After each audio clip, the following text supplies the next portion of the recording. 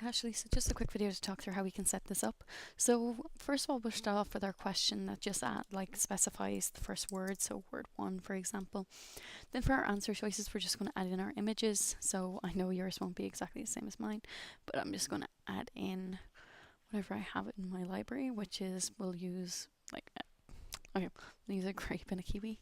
So let's do this and content editor on the kiwi.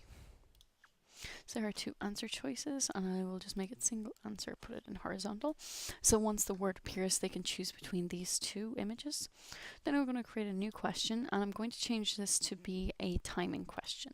So this is basically going to manage or kind of log how long the participant has been on the page.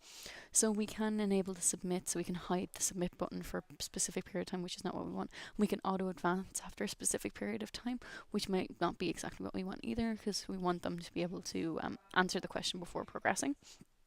But basically what this is now going to look like is if I preview the survey, they're not actually going to see the timing question. This is just for your own use.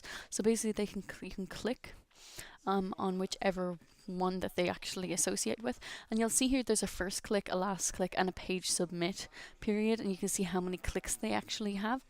So basically the one thing about this is that if we do want it to auto advance after they actually click on the image of interest and it auto advances onto the next page, you will actually have to do that using custom code, which we don't actually support, but I'm sure if you just Google like auto advance kind of code JavaScript or something, you might be able to find the correct code to implement here to make that work.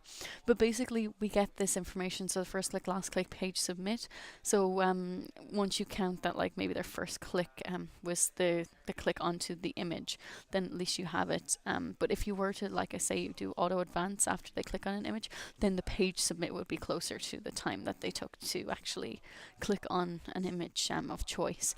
But basically we'll have all this information in our data export, so you can have a look over and see how long each person took to respond to the question. Like I say, if you set up auto advance, I know this isn't exactly as complex and as fancy as the other thing, but if you can figure out how to get that in, that's great. If not, this is the best alternative I can think of for this, just using the timing question. Other than that, it will just be all custom coding, which I have a feeling that's what that other program is that you're trying to import in. It's just all purely built outside by someone who knows code.